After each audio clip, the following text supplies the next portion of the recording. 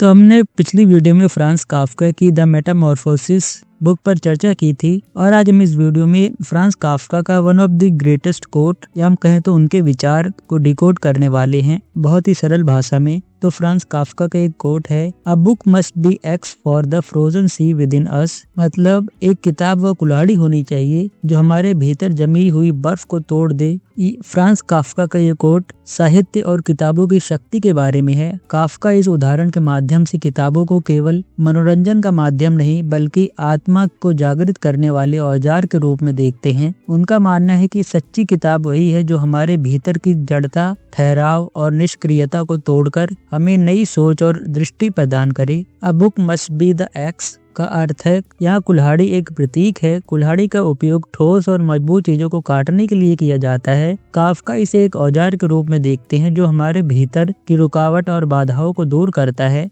किताबें हमारे मानसिक और भावनात्मक ढांचे को चुनौती देती हैं, हमें असुविधाजनक सवालों का सामना करने और खुद को बदलने के लिए मजबूर करती हैं। काफ्का का यह कहना कि अच्छी किताबें केवल आराम या संतुष्टि नहीं देती बल्कि हमारे भीतर छुपे दर्द, डर और सच्चाई को बाहर निकालने में मदद करती हैं। फ्रोजन द सी का अर्थ है जमी हुई बर्फ हमारे भीतर की उन भावनाओं, विचारों और अनुभवों का प्रतीक है जो ठहर गए हैं या निष्क्रिय हो गए हैं। यह वह ठहराव है जो जीवन में नई संभावनाओं को रोकता है या हमारे डर, संकोच, आदतों का प्रतिनिधित्व करता है जो हमें आगे बढ़ने से रोकते हैं। हमारी रोजमर्रा की जिंदगी में हम अक्सर सामाजिक अपेक्षाओं, तनाव और रोज की व्यस्तताओं में उलझकर अपनी सच्ची भावनाओं और इच्छाओं को अनदेखा कर देते हैं। यह जमी हुई बर्फ हमारी आत्मा के साथ हमारे संबंध को कमजोर कर देती है। विद इन अस काफ्का इस बात पर जोर देते हैं कि यह ठहराव और जड़ता बाहरी नहीं बल्कि हमारे अंदर है।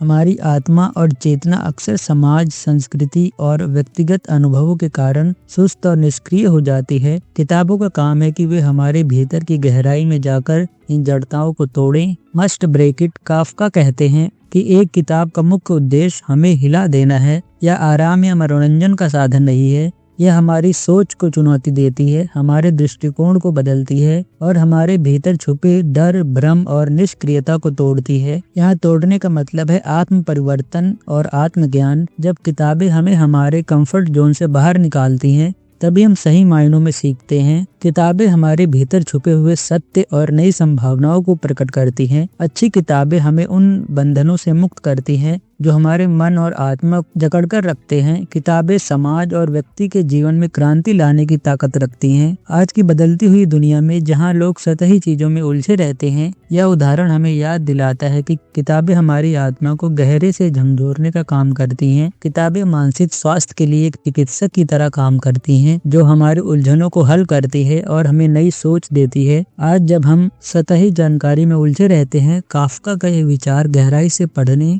और सोचने का महत्व समझाता है। फ्रांस काफ्का का यह कोट हमें यह सिखाता है कि एक सच्ची किताब केवल मनोरंजन या जानकारी का माध्यम नहीं है, यह एक ऐसा औजार है जो हमारी सोच और आत्मा को नई दिशा में ले जाती है। किताबें हमें अपनी सीमाओं को पहचानने और उन्हें पार करने के लिए प्रेरित करती हैं। काफ्का का यह कोट साहित्य के असली उद्देश्य, जागृति, परिवर्तन और आत्मा की मुक्ति को बड़े ही गहरे और प्रभावशाली तरीके से प्रकट करता है।